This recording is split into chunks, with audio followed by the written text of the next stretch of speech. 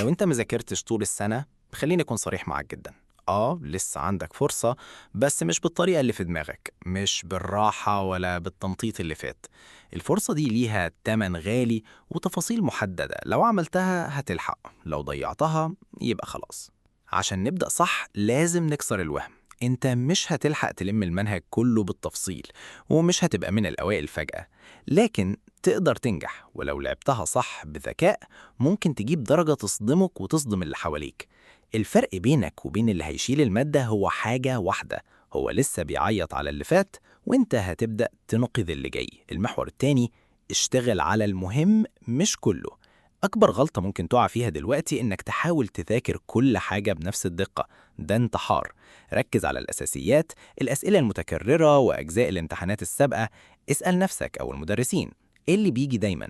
الجملة اللي لازم تحفظها: مش لازم تذاكر كل حاجة، انت لازم تذاكر الصح. المحور الثالث: نظام الطوارئ، التركيز القاتل.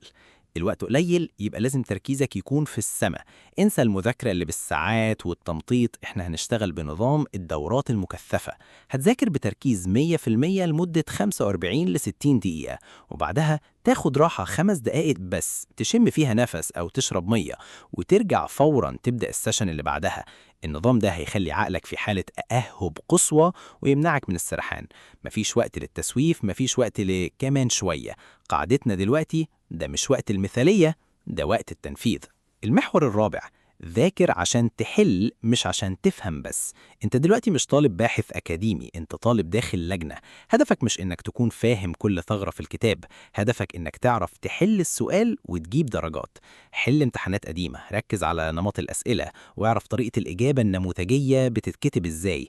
افتكر، أنت مش داخل تشرح الدرس، أنت داخل تحل وتجيب درجات. المحور الخامس: التكرار السريع، السر في العدد.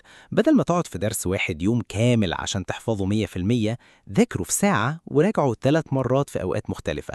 التكرار السريع بيثبت المعلومة في وقت الطوارئ أحسن بكتير من المرة الواحدة الطويلة. السر مش في مرة طويلة، السر في تكرار سريع. المحور السادس: اقفل مصادر التشتيت، وضع الحرب. دلوقتي أي دقيقة بتضيع هي خطر حقيقي على مستقبلك. الموبايل بعيد تماما، السوشيال ميديا يساوي صفر، ومكان ثابت للمذاكرة مفهوش دوشة. اعتبر نفسك في معسكر مغلق لمدة كام يوم، لأن ببساطة دلوقتي كل دقيقة بتفرق. المحور السابع: نفسيتك أهم من مستواك. أخطر حاجة ممكن تدمرك دلوقتي مش المنهج، هو جلد الذات. القلق بيضيع اللي انت عارفه أصلا. ما تقعدش تقول يا ريتني، ركز في اللي جاي بس، وامشي يوم بيوم. اللي فات خلاص، اللي جاي هو اللي هيحدد نتيجتك. انت متأخر، بس لسه مش متأخر قوي، في لسه خيط أمل، لو مسكت فيه هتوصل. ابدأ النهاردة، والفرق اللي هتشوفه في مستواك بعد كام يوم بس هيصدمك انت شخصيا.